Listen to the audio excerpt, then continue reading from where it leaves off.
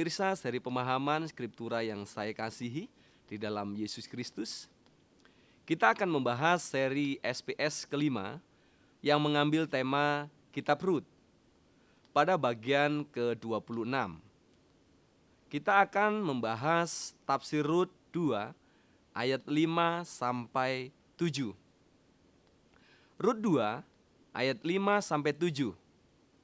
Ayat 5, lalu Boas berkata kepada pemuda yang ditugaskan, yaitu untuk mengawasi penyabit-penyabit itu, milik siapa perempuan ini? Ayat 6, pemuda yang ditugaskan, yaitu untuk mengawasi penyabit-penyabit itu menjawab, dia adalah seorang perempuan Moab yang pulang bersama Naomi dari peladangan Moab. Ayat yang ke-7, dia telah berkata, aku ingin memungut dan mengumpulkan jelai dari antara berkas-berkas jelai ini di belakang penyabit-penyabit. Demikianlah dia datang dan berada di sini, terus sibuk dari pagi dan sekarang ini dia baru saja beristirahat di rumah itu. Lalu Boas berkata kepada pemuda yang ditugaskan, yaitu mengawasi penyabit-penyabit itu, milik siapa perempuan ini? Boas bercakap-cakap kepada seorang mandor pengawas peladangannya. Yang menarik adalah penggunaan kata Naar bagi pengawas ladang Boas dan Naara dalam bentuk feminim. Bagi Rut, biasanya digunakan kata ebed bagi para abdi. Namun di sini digunakan kata naar. Penggunaan kata ini bagi Ziba dalam 2 Raja-Raja 9 ayat 9 menunjukkan seorang abdi khusus dari Raja Saul. Namun dalam kasus yang dijumpai dalam kitab Rut, tidak sama dengan yang dijumpai pada 2 Raja 9 ayat 9. Karena Rut pun dalam kasus feminim dan para pekerja yang lain juga disebut demikian. Jadi nampaknya dalam kasus Rut, kata ini dipakai sebagai penyebutan bagi orang yang masih muda. Dalam usia tentunya. Yang lebih menarik adalah kalimat tanya, le mihana arah hazot, TBLAI. Menerjemahkannya dengan, dari manakah perempuan ini? Namun secara harafiah kalimat tanya ini dapat diterjemahkan dengan milik siapa perempuan ini? Peterman menghubungkan pertanyaan ini dengan pertanyaan tentang status sosial. Seorang perempuan harus dimiliki oleh seorang tuan. Seorang perempuan yang tidak atau belum dimiliki seorang tuan, maka dia adalah milik semua. Penerjemahan dalam kasus status sosial ini justru bertentangan dengan sifat kefeminitasan kitab ini. Karena penerjemahan yang seperti ini justru lebih bersifat patriarkis. Pertanyaan Boas ini lebih kepada pertanyaan tentang identitas.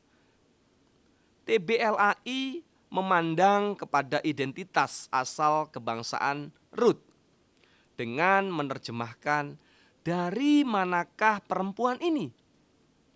Namun menurut saya, pertanyaan ini lebih bersifat pertanyaan tentang asal atau kaum dari Rut, yaitu termasuk dalam klan atau kaum mana. Oleh karena itulah jawaban mandor juga jawaban tentang identitas. Dia tidak termasuk salah satu klan dari Israel.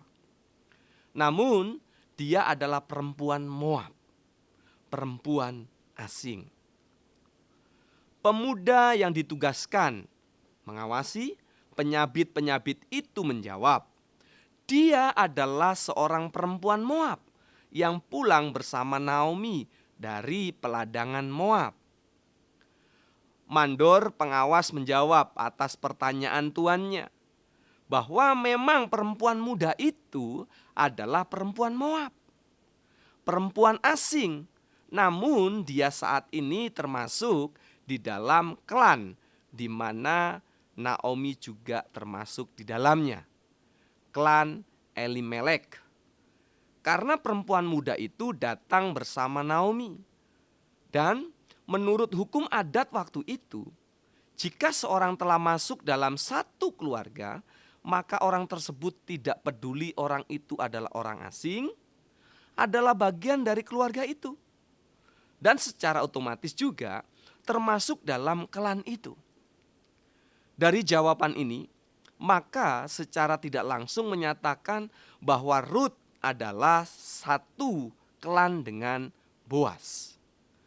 Dan ini mengandung konsekuensi bahwa Rut harus diperlakukan secara khusus dalam panen tersebut. Karena Rut adalah sanak saudara dari Boas. Dan oleh karena Boas juga tahu bahwa Rut adalah janda dari anak Naomi, maka dia tahu bahwa dialah salah satu orang yang berkewajiban menebus Rut dalam pernikahan Levirat. Dia telah berkata, "Aku ingin memungut dan mengumpulkan jelai dari antara berkas-berkas jelai ini di belakang penyabit-penyabit." Demikianlah dia datang dan berada di sini terus sibuk dari pagi, dan sekarang ini dia baru saja beristirahat di rumah itu. Lalu mandor tersebut meneruskan penjelasannya dengan mengutip permohonan yang diajukan Rut kepadanya. Oleh karena dia adalah orang miskin dan hidup bersama mertuanya, maka dia dengan rajin memungut jelai dari pagi sampai ketika Boas datang ke ladangnya demi untuk menyambung hidup. Dia bekerja dari pagi sampai siang tanpa istirahat. Dan ketika Boas datang, karena Boas datang pada masa istirahat siang, Rut sedang beristirahat siang di rumah itu, atau lebih tepatnya di pondok yang didirikan di ladang. Pernyataan mandor tersebut merupakan penggambaran akan betapa miskin dan susahnya kehidupan Rut dan Naomi. Sang penebus kini hadir dalam kehidupan Rut, dan tentunya juga Naomi yang sedang membutuhkan pertolongan. Ketika kita dalam keadaan yang terjepit dan membutuhkan pertolongan, datanglah kepada Sang Penebus kita, yaitu Tuhan Yesus. Ia akan bersedia untuk menolong kita semua. Amin. Soli Deo Gloria.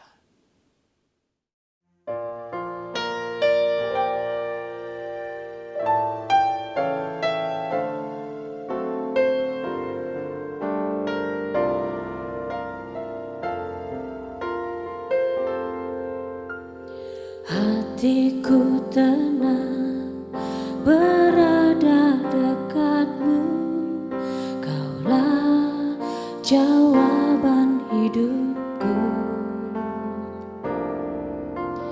Hatiku tenang berada dekatmu, Kau yang pelihara hidupku. Pertolonganmu begitu ajaib, Kau telah memikat hatiku. Di saat aku